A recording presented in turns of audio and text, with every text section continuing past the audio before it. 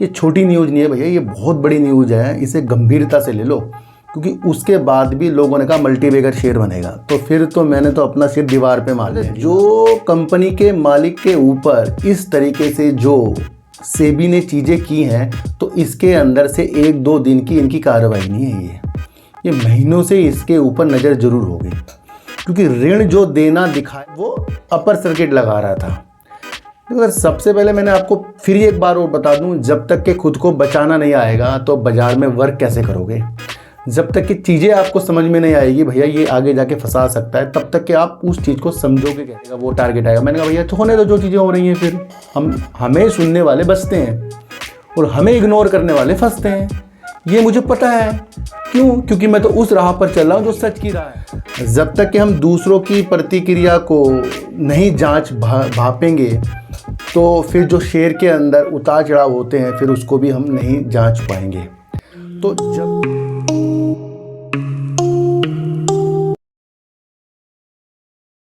नमस्कार, मैं स्वागत करता हूं आपका अपने ही चैनल पर जिसका नाम है सार्थक बाजार से। आज बात करेंगे इरडा की, यानी कि Indian renewable energy development agency की, और इसके बारे में, इसकी खूबियां, इसके आगे की चीज़ें, हर एक चीज़ आज हम समझेंगे। तो आज हम इरडा की बात करेंगे।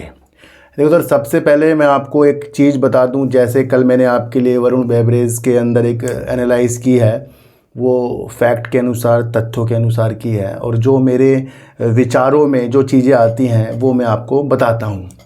अब ज़रूरी नहीं कि वो हर एक चीज़ें आपको अच्छी लग जाए या ना लगे, ये आपका मंथन हो गया ना, ये आपका काम हो गया कि क्या मैं वो एनालाइज सही कर रहा हूँ या नहीं कर रहा हूँ।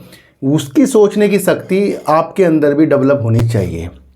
जब तक कि हम दूसरों की प्रतिक्रिया को नहीं जांच भापेंगे तो फिर जो शेयर के अंदर उतार चढ़ाव होते हैं फिर उसको भी हम नहीं जांच पाएंगे। तो जब भी मैं कोई वीडियो बनाता हूँ गंभीरता पूर्वक उस चीज़ को समझना है।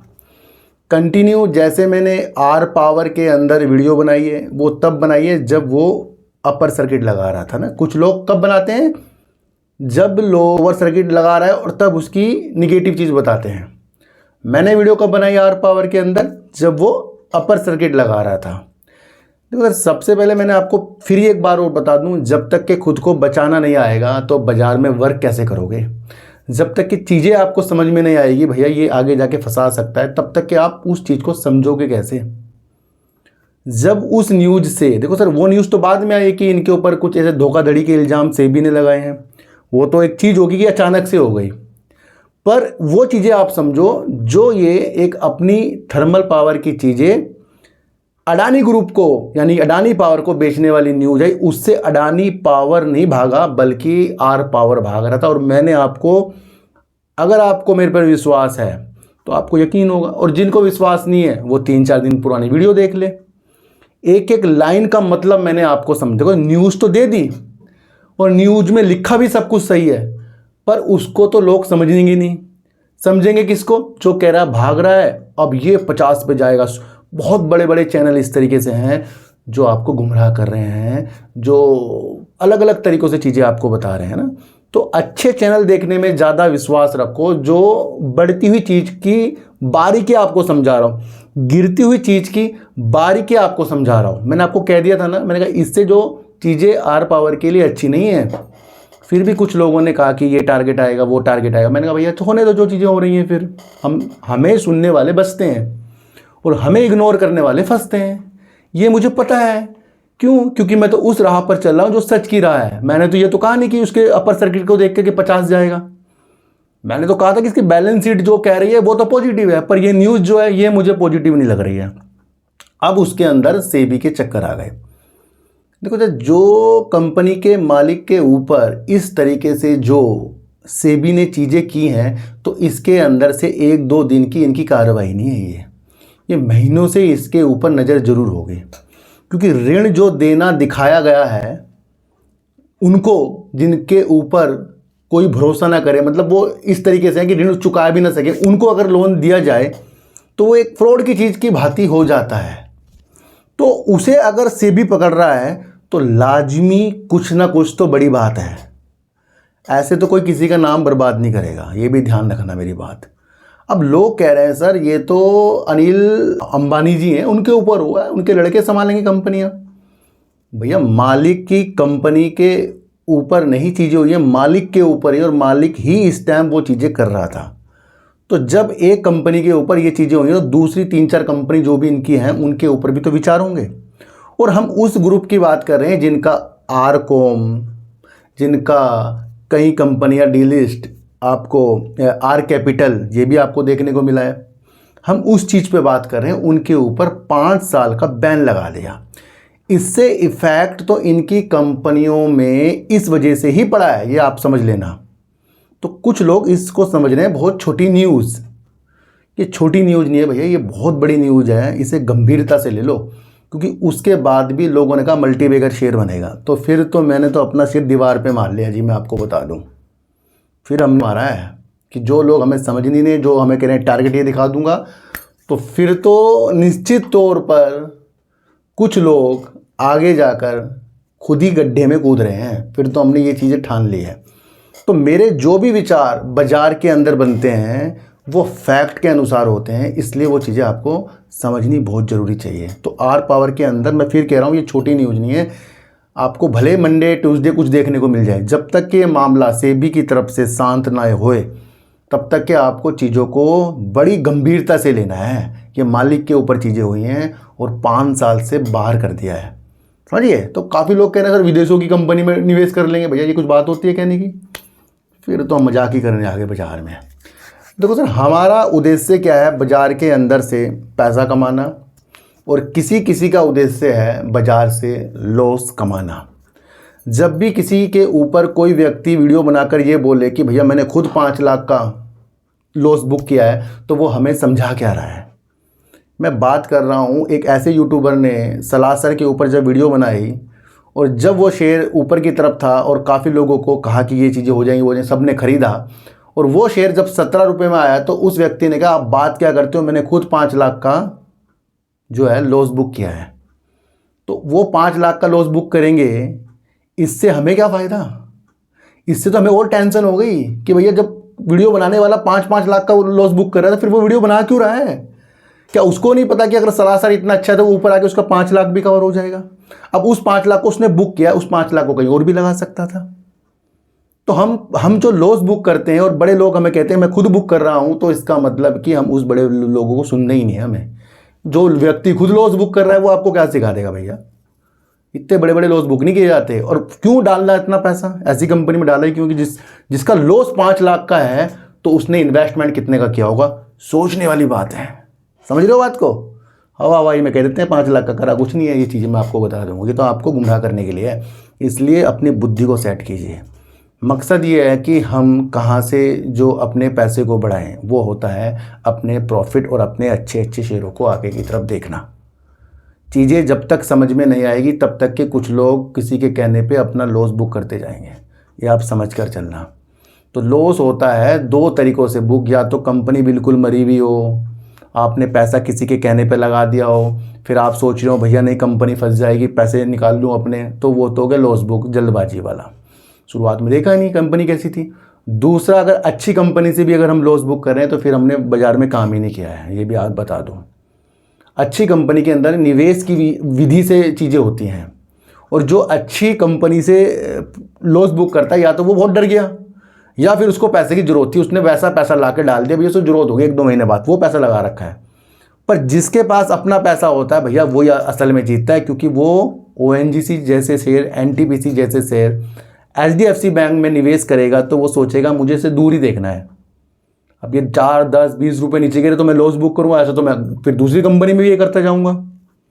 तो लॉस बुक की चीज़ें भी आपको निवेश करने से पहले सोचनी है कि मेरा खुद का पैसा चीज़ों के अनुसार हो। कुछ लोग कह रहे हैं लॉस बुक करना ज़रूरी है, तो लॉस बुक करना वहाँ ज़रूरी होता है जहाँ आपको पहले ही कुछ चीज़ें निगेटिव दिख जाएँ, वो पता लग जाती हैं न्यूज़ के अनुसार, इधर के अनुसार, या अपना आपको लग रहा है कि भैया नहीं अब तो कंपनी बिल्कुल बर्बाद हो गई जी, वहाँ होता है। तो वो तो छोटी मोटी कंपनियों में होता है। बड़ी बड़ी कंपनियों के अंदर जिसके अंदर सब कुछ सही है और वैसे ही गिर रहा हो वो अलग अलग कारणों से, बाहर के कारणों से, तो वहाँ पर तो फिर अपने को संभालने वाली चीज़। अब सबसे ही लॉस बुक करोगे तो फिर बचा के क्या ले जाओगे बाज़ार में? एक बार 1 लाख कमा लिया, दूसरी बार 2 लाख का लॉस बुक कर लिया, तो फिर तो ये होती नहीं। तो लॉस भी अपने हिसाब से वो देखें कि मैं किस कंपनी के अंदर से लॉस बुक कर रहा हूँ, पैनी से या अच्छी कंपनी से, वो स्थिति होती है। वैसे अपना फोकस रखिए अपने प्रॉफिट की तरफ, वो आपकी चीज़ों को अच्छा करता है। 26 अप्रैल 2024 को मिनी रतन से नवरत्न कंपनी का दर्जा किसको दिया? इरड़ा को दिया है। इरड़ा ने यह भी घोषणा की है कि वो 2030 तक महारत्न कंपनी बन जाएगा। अपनी लिस्टिंग जो इसने की 50 रुपये से की और 50 के बाद ताबड़तोड़ तेजी के संकेतों के साथ ये आगे की तरफ बढ़ा। 310 रुपये का इसने हाई लगा दिया, जो अपनी लिस्टिंग से करीब करीब 520% ज़्यादा है। अभी भी 520% ज़्यादा है लिस्टिंग से, यानी कि 50 से 310 का जो हाई है 520% तक के हाई है। और अगर अब शेयर प्राइस इसका 260 रुपये चल रहा है तो करीब करीब अपनी लिस्टिंग से अभी भी ये 420% अधिक है। तो कम समय में शेयर अपने बुलंदी के रास्ते दिखा चुका है। कई बार नीचे कई बार ऊपर की स्थितियां इस कंपनी की हो चुकी हैं। ये तो हो गया भैया इसका लिस्टिंग का, परसेंटेज का, ये सारी चीज़ें आपको देखने को मिली। बड़ी रफ्तार की तरफ से ये शेयर की तरफ आगे की गतिविधियाँ दिखी और काफ़ी लोग ऊपर भी और काफ़ी लोग इसके अंदर अपने को टेंशन में देख रहे हैं और काफ़ी लोग सोच रहे हैं बहुत अच्छा ये शेयर हो जाएगा। सबसे पहले एक चीज़ तो समझो, ये तो पवन के ऊर्जा के लिए, जल विद्युत की ऊर्जा के लिए, सौर ऊर्जा के लिए, एथनॉल के लिए, बायोगैस के लिए, संपीड़ित बायोगैस के लिए, अन्य अन्य नवकरणीय ऊर्जा के लिए वित्तीय पोषित कर चुका है परियोजनाओं को और आगे भी इसी लाइन पर नवकरणीय ऊर्जा के तहत ये वर्क करता है। एक तरह से ये ग्रीन फाइनेंसिंग कंपनी हो गई। एकमात्र एक ऐसी कंपनी है NBFC जो सिर्फ नवकरणीय ऊर्जा के लिए ही वित्तीय पोषित कंपनियों को पैसा देता है काम करने की, उनको वित्तीय पोषित करता है, पैसा देता है। मतलब एक तरीका ऐसा मान लो जैसे उज्जीवन बैंक हो गया या आपका अलग अलग इस तरीके के जो भी NBFC शेयर होते हैं, वो तो हर एक चीज़ में अपना लोन देते हैं, पर ये देती है नवकरणीय ऊर्जा के लिए। अब नवकरणीय ऊर्जा इतना इम्पोर्टेंट क्यों हो गया भाई हमारे लिए? क्योंकि सरकार के लक्ष्य 2030 तक के 500 गीगावाट तक करने के हैं। इसलिए इस तरीके के शेयर फोकस में हमेशा रहेंगे, क्योंकि ये उन कंपनियों की तलाश करता है जो नवकरणीय ऊर्जा को और ज़्यादा ग्रोथ की तरफ बढ़ाते हैं और उनको ये वित्तीय पोषित करता है। यहाँ से एक चीज़ आपको समझनी चाहिए कि इसका जो पैसा जाएगा वो उस लिए जा रहा है कि भारत के अंदर नवकरणीय ऊर्जा की दिशा अच्छी करना। तो यानी कि जो ये प्रोजेक्ट होंगे 2 साल 5 साल इस तरह के होंगे, लंबे लंबे होंगे ये, तो वहाँ ये पैसा देगी, फिर वहाँ से अपने पैसे को बुनाकर अपनी ग्रोथ के अंदर चीज़ों को बढ़ाएगी। तो ये चीज़ें आपको समझनी चाहिए कि ये ओनली एक ऐसा शेयर है जो नवकरणीय ऊर्जा के लिए अपने वित्तीय पोषित करता है, लोन प्रोवाइड करता है। ये इसका एक इम्पोर्टेंट पार्ट हो गया जो इस कंपनी के अंदर शॉर्ट में नहीं, मैं आपको फिर बता रहा हूँ, ये लॉन्ग का शेयर है भैया। अभी भी 420% अभी तक के शेयर बढ़ा हुआ है और आगे इसके अंदर और गतिविधियाँ आएंगी। इसलिए इसको शॉर्ट टर्म के शेयर के हिसाब से बिल्कुल भी ट्रैप मत हो जाना, मैं आपको बता दूं, क्योंकि 2030 के लक्ष्य सिर्फ इसके नहीं है, NTPC के भी हैं, ONGC के भी है, सुजलोन एनर्जी के लिए भी हैं और सरकार के भी हैं। सब मिलाकर वो चीज़ों को अच्छा करके जाएंगे और 2030 तक के जब 500 गीगावाट की चीज़ें होंगी तो करीब करीब 50 गीगावाट प्रति वर्ष इंडिया को चाहिए। तो इसको देखते हुए ये अपनी चीज़ को और बढ़ाएगा और लोन देने की स्थितियों में ये आगे आएगा। अच्छा, एक चीज़ हम इसकी और समझेंगे, इसकी जो लोन ग्रोथ है ना, जो इसने अपने जून क्वार्टर में हमें बताई थी, उसके हिसाब से मैं बता रहा हूँ, करीब करीब पिछले साल से 33.77% बढ़ गई है। जहां जून की जो तिमाही थी उसके अंदर पिछले साल करीब 47,203 करोड़ का लोन इन्होंने दिया था, तो अब इनकी लोन बुक थी, तो अब इनकी लोन बुक जो हो गई है करीब 63,150 करोड़ की। बहुत ज़्यादा इनके पास लोन बुक है सर, और करीब करीब साल भर में 33.77% की इनकी लोन ग्रोथ में वृद्धि हुई है। दूसरा, अगर हम इसकी मंशा देखें, इसका फंडामेंटल जो हमें चीज़ें बता रहा है, देखो सेल्स और इसका प्रॉफिट तो हमें बता रहा है कि वाकई आने वाला समय नवकरणीय ऊर्जा की तरफ है, क्योंकि कंपनी ने साल दर साल, क्वार्टर दर क्वार्टर अपनी सेल्स को इंक्रीज किया, प्रॉफिट को भी इंक्रीज किया है। अगर हम इसका मार्केट कैप देखें तो कंपनी का मार्केट कैप 69,963 करोड़ रुपए का मार्केट कैप है। लो अगर हम कंपनी का देखें तो 50 रुपए का है। हाई कंपनी का अगर हम देखें तो 310 रुपए का। और अगर हम करंट प्राइस देखें जो अभी तक लिस्टिंग से 420% बढ़ा हुआ तो 260 रुपये करीब का इसका शेयर आज भी आपको मिल रहा है। तो ये तो होगी इसकी मार्केट की चीज़ों के अनुसार। जून 2023 में अगर हम इसकी सेल्स देखें तो करीब 1143 करोड़ की सेल्स, 295 करोड़ का कंपनी ने प्रॉफिट कर दिया था। जून 2024 में कंपनी ने करीब 1510 करोड़ की सेल्स की और अपने प्रॉफिट को बढ़ाकर करीब 384 करोड़ कर दिया था।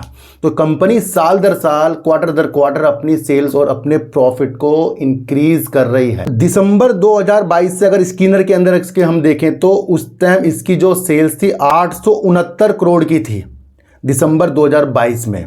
फिर इस तरीके से मार्च 2023 में कंपनी ने अपनी सेल्स को बढ़ाकर 1035-36 करोड़ का कर दिया, यानी कि अपनी सेल्स को 800 से फिर 1000, फिर 1100 करोड़, फिर 12-13, मतलब एक चीज़ बता रहा हूँ, अमाउंट बता रहा हूँ। और अब 1510 करोड़, यानी कि दिसंबर 2022 से जून 2024 तक कंटिन्यू सेल्स बढ़ी। ऐसे नहीं हुआ कि एक बार 1100 कर दी फिर 10 सेल कर, ऐसे नहीं हुआ इनका ऐसे ऐसे गया। और प्रॉफिट भी ऐसे ऐसे गया है। अब एक चीज़ आप समझो कि जब ऐसी नवकरणीय ऊर्जा वाली कंपनी ऊर्जा के क्षेत्र पर इस तरह से वित्तीय पोषित करती है और उसकी सेल्स में और उसके प्रॉफिट में वो चीज़ें हमें दिख रही है, कंटिन्यू ग्रोथ है, तो वाकई देश के लक्ष्य जो 2030 के हैं ना, सरकार उसके अंदर बड़ी गंभीरता ले रही है। क्यों ले रही है? क्योंकि भैया ये जो लोन प्रोवाइड करता है ये ग्रीन एनर्जी के लिए करता है और ये आगे का फ्यूचर है। अगर इसकी बैलेंस शीट में उतार चढ़ाव होते तो इतनी चीज़ें हमें साफ साफ नहीं दिखती। और यहाँ से चीज़ें हमें दिख रही है। लक्ष्य 2030 का वो है 500 गीगावाट का। तो इसकी सेल्स के रिकॉर्ड के अनुसार हमें नवकरणीय ऊर्जा के तहत लग रहा है हाँ भैया कुछ ना कुछ 2030 तक की, मैं फिर कह रहा हूँ, लॉन्ग का शेयर है।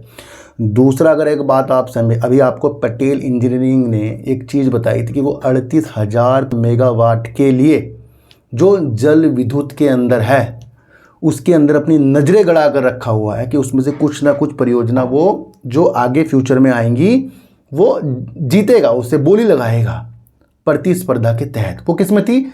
जल विद्युत के अंदर थी। और एक न्यूज़ देखने को मिली है वो एड़ा की तरफ से ही है और एड़ा उत्साहित है। किस लिए? जल विद्युत की परियोजना के अंदर जो आएंगी उनको वित्तीय पोषित करने के लिए उत्सुक है। किसको? जो जल विद्युत में कंपनियां काम करेंगी, इस तरीके से जो टेंडर निकलेंगे तो उनको लोन देने के लिए अल्पकालिक क्या होता है सर, करीब करीब 3 से 4 साल के अंतराल में, जो साल भर से जो परियोजना की चीज़ें होती हैं वो 3 से 4 साल के अंदर अल्पकालिक इस तरीके के प्रोजेक्ट के लिए ये वित्तीय पोषित करने के लिए। और किसमें? जल विद्युत में। अभी आपको जल विद्युत में नजरें गड़ा दी पटेल ने, और अब दूसरा एड़ा बता रहा है कि जल विद्युत से वो उत्साहित है ना। तो ये भी एक दृष्टि दिखाता है कि भैया ये जल विद्युत के लिए तो वैसे करते ही है इस तरीके से वित्तीय पोषित, लेकिन अब हमें लग रहा है कि आगे जाकर जल विद्युत में ज़्यादा कुछ टेंडर निकलने वाले हैं, क्योंकि एक पटेल बताकर चला गया, दूसरा ये बताकर चला गया, और लक्ष्य 2030 के 500 गीगावाट के उसके लिए भी ये वर्क करने की चीज़ों के साथ आके आएगा।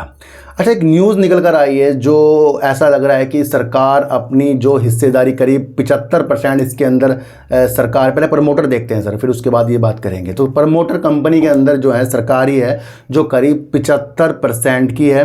एफआईज कंपनी के अंदर अगर हम करीब देखें तो 2.70% के हैं और डीआईज कंपनी के अंदर करीब 0.42% की है। बहुत कम है डीआईज यहाँ के, और डीआईज को भैया थोड़ा सा लेवल ज़्यादा होना चाहिए। जब डीआईज इतने कम होते हैं भैया वहाँ हमें समझना होता है, वो शेयर जो जहाँ डीआईज कम है वहाँ उतार चढ़ाव आपको ज़्यादा देखने को मिल जाएंगे। तो अभी इस कंपनी के अंदर लॉन्ग की दृष्टि आपको बनानी है, मैं आपको फिर वो चीज़ें समझा रहा हूँ। मैंने आज इसलिए इरड़ा के ऊपर चीज़ें बताई, काफ़ी लोग कह रहे हैं सर इसके ऊपर वीडियो बनाओ, क्या समय है इसका? कि भैया आप अब से अगर हम चीज़ें देखें तो है 4-5 साल का टाइम है हमारे पास कि ये हमें अच्छा कर देगा, पर ये नहीं कि खरीदेंगे तो भैया अभी 1000-2000 हो जाएगा। ऐसी चीज़ों के साथ इस शेयर के अंदर मत आना, क्योंकि ये लोन प्रोवाइड करती है भैया, और फिर उस परियोजना को चालू होना फिर वापस पैसा आना, तो यहाँ पर रकम एक अपनी फंसी रहती है। चीज़ों को अगर जो चीज़ समझ के चला गया वो काफ़ी फ़ायदा उठाएगा। दूसरा, अगर पब्लिक कंपनी के अंदर देखें 21.87% है, तो ये तो इसका भैया शेयर होल्डिंग पैटर्न मैंने आपको बता दिया। दूसरा, अगर हम इसका रिजर्व देखें तो कंपनी के पास रिजर्व है जो करीब 5,872 करोड़ का रिजर्व है, और उधार कंपनी के अंदर है 49,687 करोड़। सर 5,000 करोड़ करीब का रिजर्व है और 49,687 करोड़ का उधार है। जो इस तरीके की NBFC कंपनियां होती हैं या लोन प्रोवाइड करने वाली कंपनियां होती हैं, उनके अंदर उधार ज़्यादा ही देखने को मिलेगा। इसलिए ऐसी कंपनी के अंदर हमें उस गंभीरता के साथ नहीं आना कि ये बहुत जल्दी हमें अच्छा करके जाएगी। उधार देख लो पहला। दूसरा देखना इसका कैश फ्लो।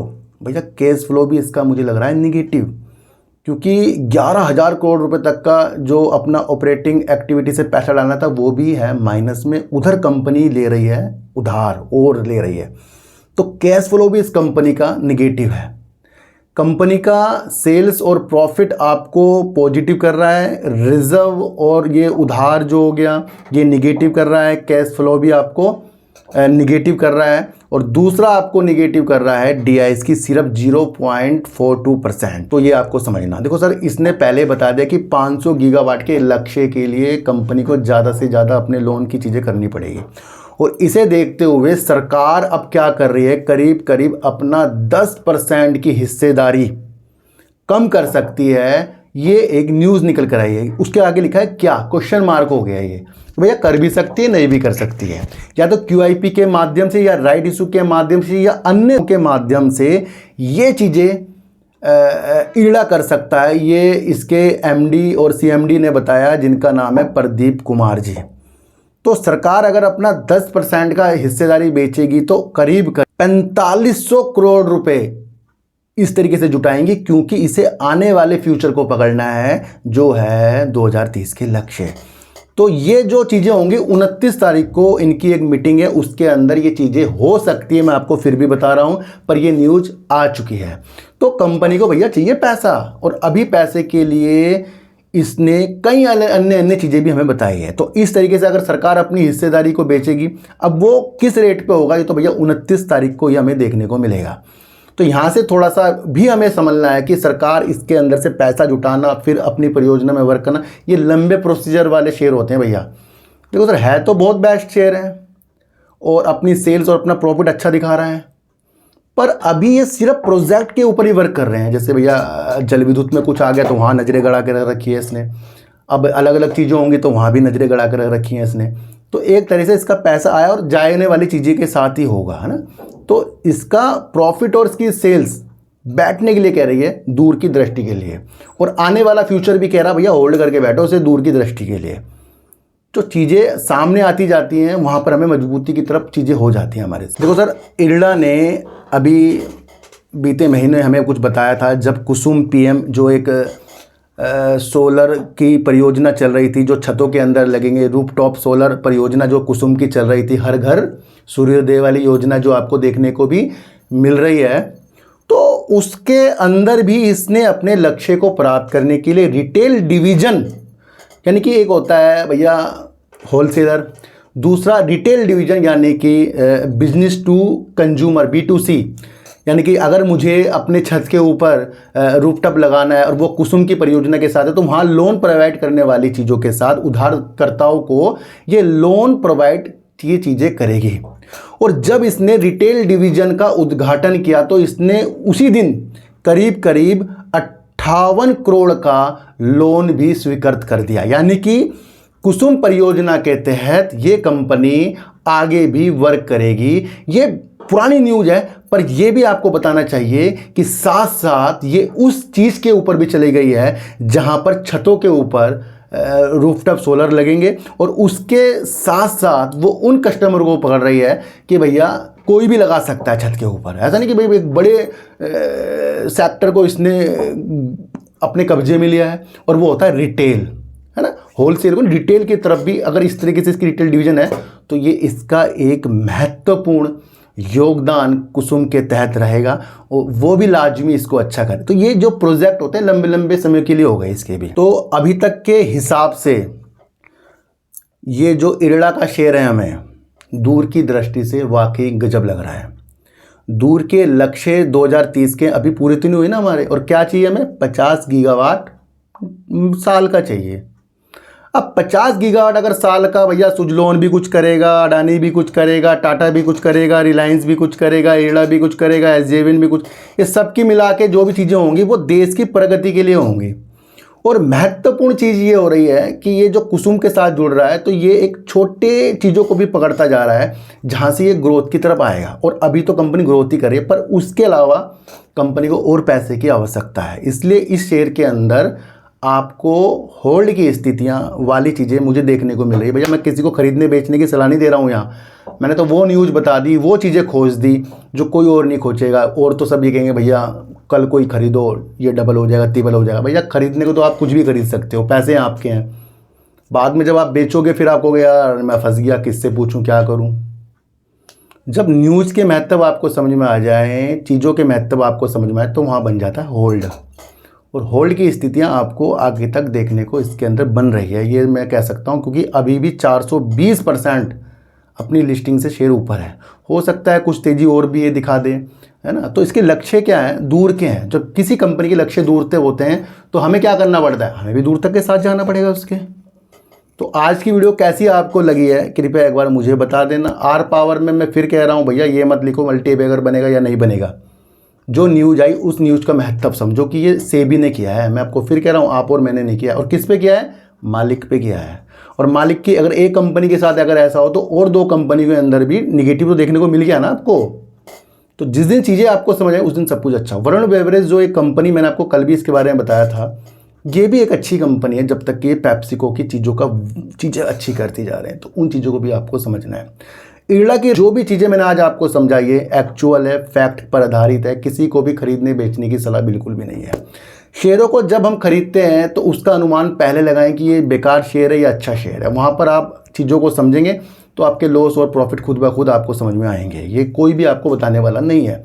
तो सर आज की वीडियो आपको कैसी लगी एक बार मुझे बताना। सर चींटी को आटा दीजिए, गाय को रोटी दीजिए और अपने बच्चों को ज़्यादा से ज़्यादा प्यार कीजिए, क्योंकि बच्चे ही आपकी मासूमियत से किस्मत पलटेंगे। तो फिर मिलेंगे आपसे नए वीडियो के साथ, जब तक के लिए नमस्कार।